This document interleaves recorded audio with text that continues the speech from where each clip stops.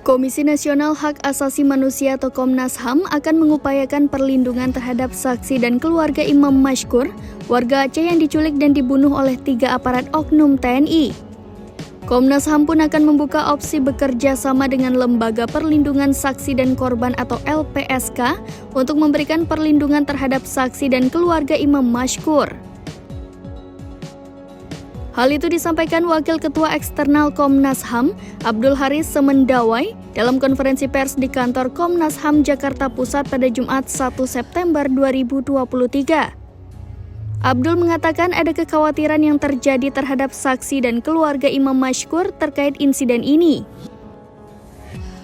Itu dikarenakan kasus ini berhubungan langsung dengan satu institusi yakni TNI.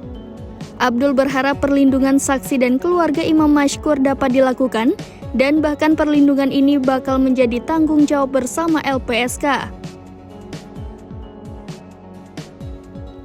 Dikatakannya Komnas HAM dan LPSK juga telah berencana untuk datang ke rumah keluarga Imam Mashkur di Biren, Aceh pada pekan depan.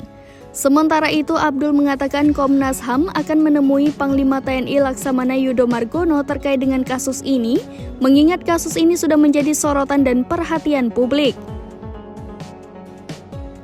Tidak hanya itu, Komnas HAM juga berencana meminta keterangan pihak Pom Dam Jaya dan juga Polda Metro Jaya.